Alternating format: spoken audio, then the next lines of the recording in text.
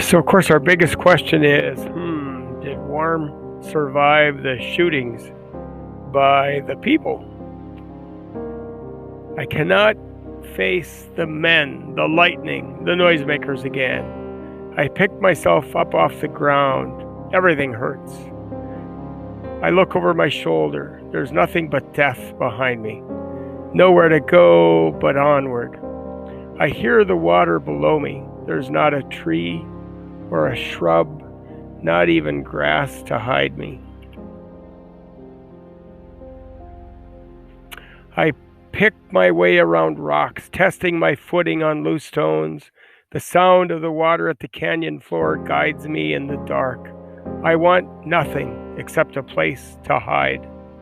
Somewhere secret and safe where men will never find me. I want it more than meat and water and the light of the day.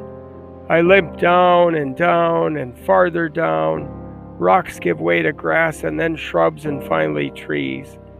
By nose and instinct, I find a spot, a hidden spot along the canyon bottom with a rocky ledge overhead and a pine tree with branches that sweep the ground in front to hide me from everything. I turn in a weary circle, whispering the names of my pack for comfort. I am asleep before I hit the ground. In my dreams, I am running in panic, through a thunderstorm that never ends.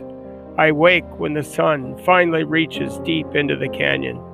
Everything still hurts, and I'm too exhausted to take a few steps to water.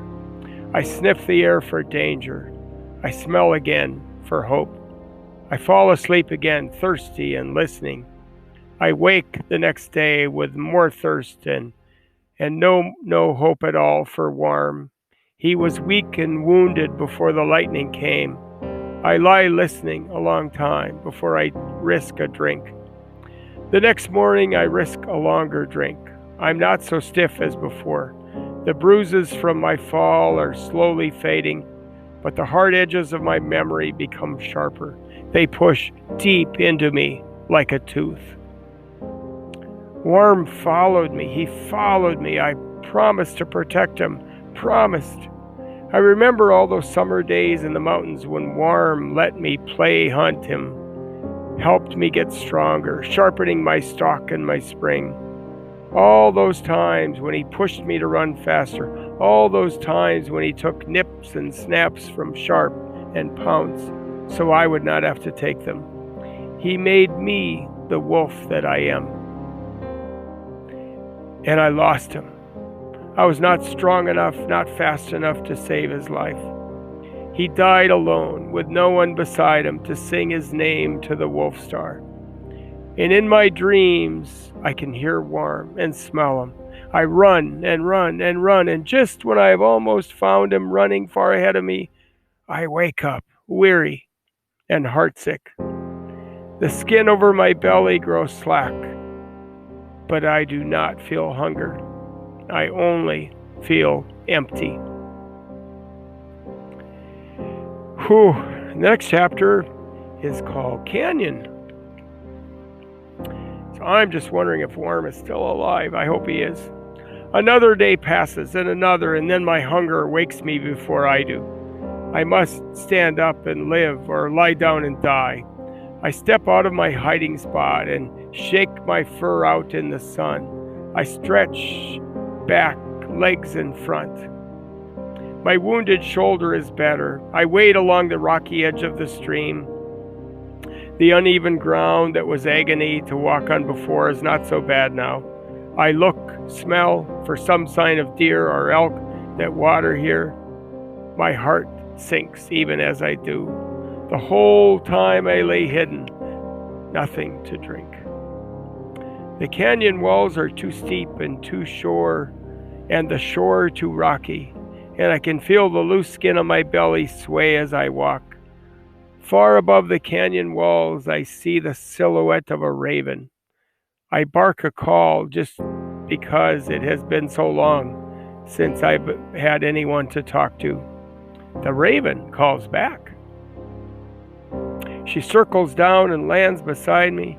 She has the same bare patch on her chest as the raven had before. My raven. She struts the length of me, and I stand tall to show that I'm stronger than when we first met. The rattling call of a kingfisher makes both of us jump. It flies low over the stream. It keeps saying the same thing over and over, loudly. It hovers like the tiny green bird of the on the prairie did. And then it dives into the water and emerges with a fish. Good trick. I'm hungry. Just as I am considering what a wolf could do to persuade a bird to give up its kill, my raven takes off, circling upward. She swoops down the stream. She is twice the kingfisher's size. She knocks it sideways and drops the fish, and the raven dies quick as a darting dragonfly and snatches the fish before it hits the water. Good trick. I am so hungry. My raven lands by my side and makes an offer to share her food, but the fish is small. I move down to a quiet pool where I do not have to hear her and the kingfisher yell at each other over less than a mouthful of fish. I drink. There's something in the water, something big. I cannot smell it, but I can see it moving, speckled blue against the speckled gray stones in the stream. I've only seen bears do the trick of pulling fish out of a stream. I crouch, stare at the water. I do not know how deep the water is. I only know that I am hungry. A bear can lift a fish from the water with one slap. I give it a try, but the water's too deep. The fish makes a dash for cover. I jump in, jaws open, hopes high. 3 bites come up empty, and then I have them. Water fills my nose, ears, and I scramble blindly for the shore.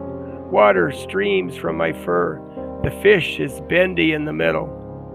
It flops in my mouth like no elk or deer or proper food would.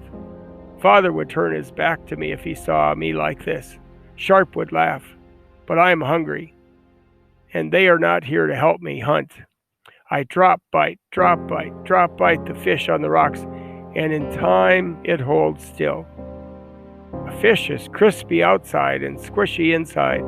The bones are so small they tickle going down. It does not taste like food, but it fills me up just the same. The raven is happy to eat the head and the tail. I wash the odd taste from my mouth and take my fill of water. The raven flies downstream away from all I have ever known. Here between the canyon walls, I cannot see my home ground or smell it or hear the sounds I've grown up with. Even so, I can feel the mountains tug at me. They turn me around, but there's no one to go home to. My raven circles back, swoops around my shoulders, brushing my fur with her wingtips. She alights on a pine tree, tilts her head to the side, chatters to me, and then flies downstream. My father followed ravens. I turn away from my home ground and go where she leads me. We travel together, leaving the Black River and the cruelty of men far behind, and we look for springs and trickles of pools of water where I can hunt what comes to drink. My raven is always at my shoulder, ready to share the meat I have opened, whether it is fish or rabbits or striped-tailed raccoons. And so we end reading 15, and we still don't know about worm. What a bummer. So let's go to our Google Doc and fill out our good summary, questions, predictions, feelings, and thoughts. Awesome. Talk to you later.